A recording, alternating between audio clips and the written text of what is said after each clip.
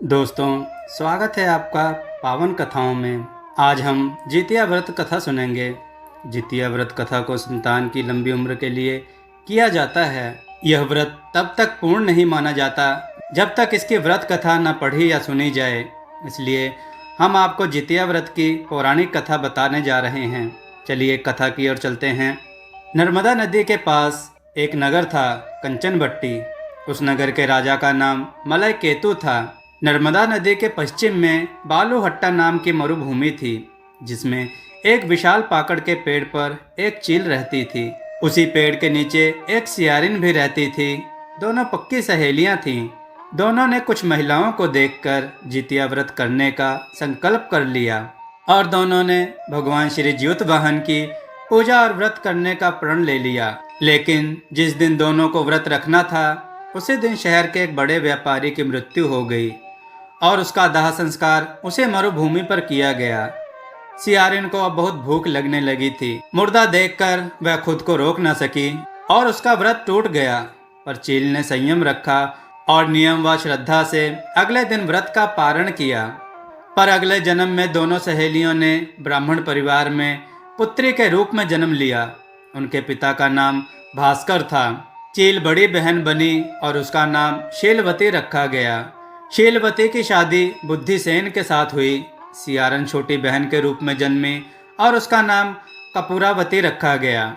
उसकी शादी उस नगर के राजा मलय केतु से हुई। अब कपूरावती कंचनभट्टी नगर की रानी बन गई।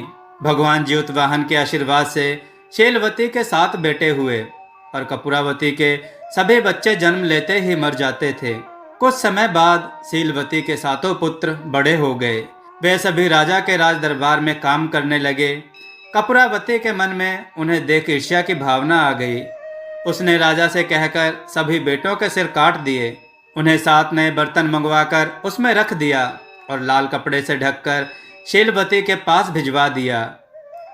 यह देख भगवान ज्योतिवाहन ने मिट्टी से 7 भाइयों के सर बनाए और सभी के सर को उनके धड़ से जोड़कर उन पर अमृत छिड़क दिया। इससे उनमें जान आ गई। 7 युवक जिंदा हो गए और घर लौट गए। जो कटे सर रानी ने भेजे थे, वे फल बन गए। दूसरी ओर रानी कपूरावती बुद्धिसेन के घर से सूचना पाने को व्याकुल थी। जब काफी देर सूचना नहीं आई, तो कपूरावती स्वयं बड़ी बहन के घर गई। वहां उसको जिंदा देखकर वह सन्न रह गई। जब उसे होश आया, तो बहन को उसने सारी बात बताई। अब उसे अपनी गलती पर पछतावा हो रहा था। भगवान ज्योतिवाहन की कृपा से शीलवती को पूर्व जन्म की बातें याद आ गईं।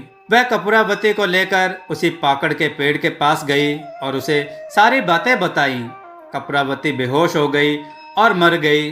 जब राजा को इसकी खबर मिली, तो उन्होंने उसी जगह पर जाकर पाकड़ के पेड़ के नीचे कपूरावती का दाह संस्कार कर दिया।